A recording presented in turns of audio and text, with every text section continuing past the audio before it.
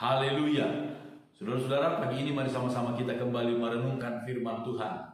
Penyertaan Tuhan, kasih Tuhan, anugerahnya yang selalu dilimpahkan dalam hidup kita tiada henti hari lepas hari. Puji Tuhan.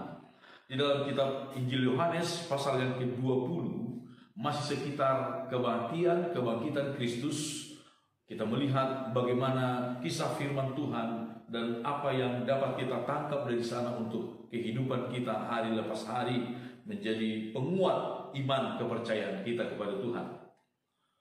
Injil Yohanes pasal 20 ayat 19. Ketika hari sudah malam pada hari pertama minggu itu, berkumpullah murid-murid Yesus di suatu tempat dengan pintu-pintu yang terkunci karena mereka takut kepada orang-orang Yahudi. Pada waktu itu datanglah Yesus dan berdiri di tengah-tengah mereka dan berkata, "Damai sejahtera bagi kamu." Saudara-saudara, ketika murid-murid berkumpul di satu rumah yang pintunya dikunci rapat-rapat karena mereka takut kepada orang-orang Yahudi, karena mereka takut ditangkap sebagai murid-murid Tuhan pada waktu itu, tetapi secara tiba-tiba dengan cara yang luar biasa, dengan cara mujizat, tiba-tiba Yesus ada di tengah-tengah mereka, berdiri di tengah-tengah mereka. Dan apa yang dikatakan oleh Yesus kepada mereka adalah damai sejahtera bagi kamu. Saudara-saudara, Yesus tahu persis apa yang sedang dihadapi oleh murid-murid pada waktu itu. Murid-murid tidak sedang membutuhkan kekurangan makanan, minuman, pakaian, dan lain sebagainya. Tetapi yang dialami oleh murid-murid pada waktu itu adalah ketakutan. Yang diperlukan oleh murid-murid pada waktu itu adalah damai sejahtera. Saudara-saudara, Tuhan tahu persis segala situasi hidup kita, segala suasana hati kita. Apapun di dalam hidup kita ini, Tuhan tahu persoalan yang sedang kita hadapi, dan Tuhan tahu memberikan solusi untuk setiap persoalan kita.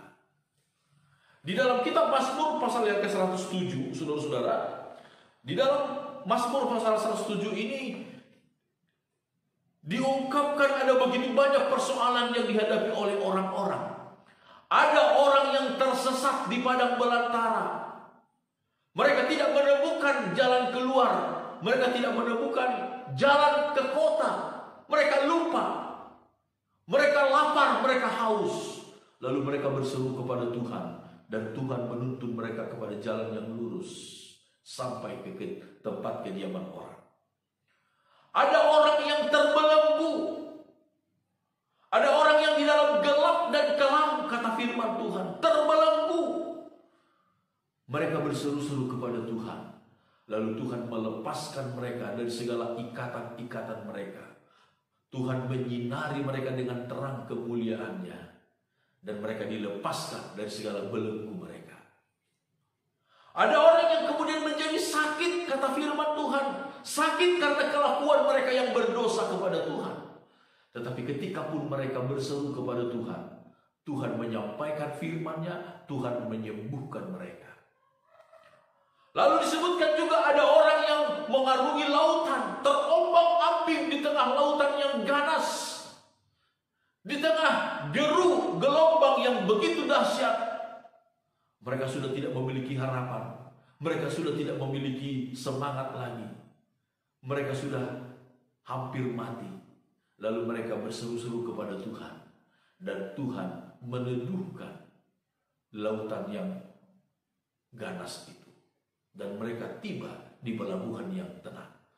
Saudara-saudara, dalam setiap persoalan itu, persoalan yang beraneka ragam, persoalan yang bermacam-macam, Tuhan datang dengan solusi yang tepat. Tuhan kita ibarat seorang dokter yang luar biasa, yang hebat, yang tahu memberikan obat untuk setiap penyakit apapun. Dan dia tidak pernah memberikan obat yang salah untuk setiap penyakit apapun. Dia tidak pernah memberikan solusi yang salah untuk setiap persoalan apapun. Ketika murid-murid dalam ketakutan, Yesus berkata, damai sejahtera bagi kamu. Saudara-saudara, persoalan apapun yang kita hadapi hari ini, berserulah kepada Tuhan. Berserulah kepada Tuhan.